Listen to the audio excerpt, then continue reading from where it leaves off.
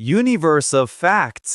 नमस्कार दोस्तों, आज हम ब्रह्मांड के सबसे रहस्यमयी सवाल के बारे में बात करेंगे। क्या आप जानते हैं कि ब्लैक होल जो सब कुछ निगल लेते हैं, वे खुद धीरे धीरे गायब हो सकते हैं?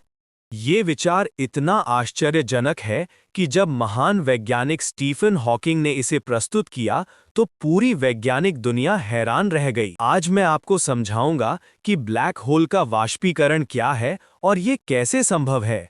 तो चलिए शुरू करते हैं। अगर आपको विज्ञान पसंद है तो चैनल को सब्सक्राइब करें और बेल आइकन दबाएं। भाग 1, ब्लैक होल क्या है? बुनियादी समझ। सबसे पहले ब्लैक होल को समझते हैं। जब एक विशाल तारा मर जाता है तो वो इतना संकुचित हो जाता है कि उसका गुरुत्वाकर्षण अत्यंत शक्तिशाली हो जाता है। Event horizon. ब्लैक होल की एक सीमा होती है जिसे इवेंट होराइजन कहते हैं।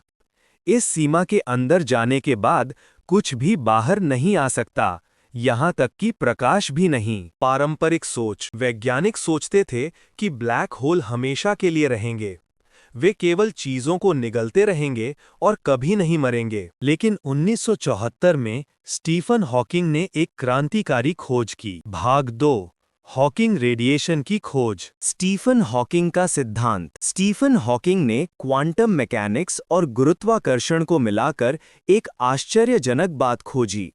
उन्होंने पाया कि ब्लैक होल वास्तव में विकिरण उत्सर्जित करते हैं। Quantum fluctuation. क्वांटम भौतिकी के अनुसार खाली स्पेस वास्तव में खाली नहीं है। हर समय कणों के जोड़े अचानक प्रकट होते हैं और तुरंत गायब हो जाते हैं। इवेंट होराइजन पर क्या होता है? जब ये कण जोड़े ब्लैक होल के इवेंट होराइजन के पास बनते हैं तो कुछ अद्भुत होता है। एक कण ब्लैक होल में गिर जाता है, दूसरा कण बच निकलता है और अंतरिक्ष में चला जाता है। ये बचने वाला कण ही हॉकिंग रेडिएशन है। भाग 3, ब्लैक होल कैसे वाष्पित होते हैं?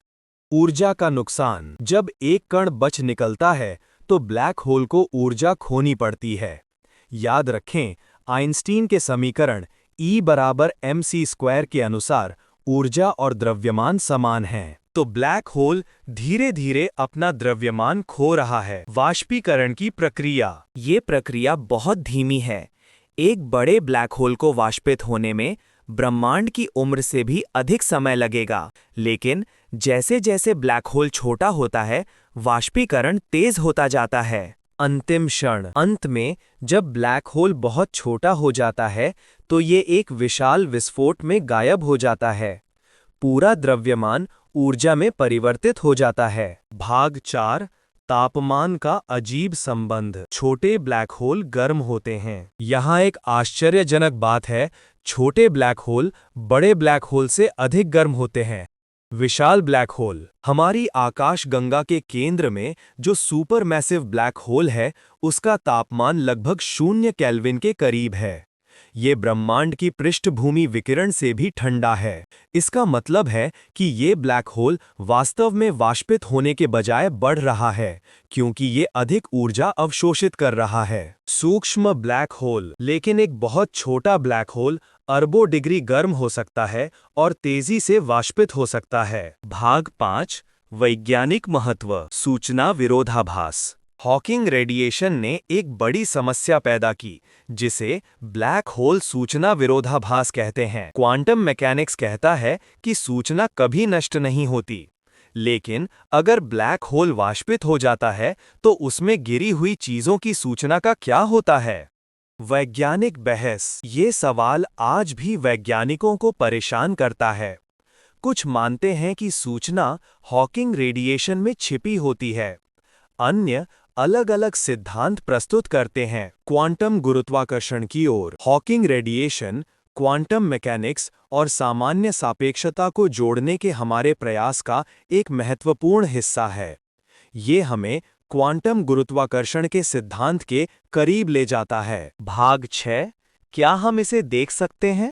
व्यावहारिक चुनौतियां। दुर्भाग्य से हॉकिंग रेडिएशन को सीधे देखना लगभग असंभव है। बड़े ब्लैक होल से निकलने वाला विकिरण इतना कमजोर है कि हम इसे माप नहीं सकते। प्रयोगशाला में अनुकरण। वैज्ञानिक प्रयोगशालाओं में एनालॉग ब्लैक होल बनाने की कोशिश कर रहे हैं। वे ध्वनि तरंगों और अन्य माध्यमों का उपयोग करके हॉकिंग रेडिएशन जैसे प्रभाव का अध्ययन कर रहे हैं। भविष्य की संभावनाएं। भविष्य में अधिक संवेदनशील उपकरणों के साथ हम छोटे ब्लैक होल से हॉकिंग रेडिएशन का पता लगा सकते हैं, यदि वे मौजूद हैं। निष्कर्ष। तो दोस्तों, ब्लैक होल का वाष्पीकरण ब्रह्मांड के सबसे आकर्षक रहस्यों में से एक है। ये हमें दिखाता है कि ब्लैक होल हमेशा के लिए नहीं रहते। क्वांटम भौतिकी और गुरुत्वाकर्षण गहराई से जुड़े हुए हैं। ब्रह्मांड हमारी कल्पना से भी अधिक अजीब है। स्टीफन हॉकिंग की ये खोज आधुनिक भौतिकी के सबसे महान योगदानों में से एक है। आपका क्या विचार है? क्या ब्लैक होल वास्तव में वाष्पित होते हैं? कमेंट में अपने विचार साझा करें। अगर आपको ये वीडियो पसंद आया तो लाइक करें, शेयर करें और सब्सक्राइब करना न भूलें। अगले वीडियो में मिलते हैं। धन्यवाद।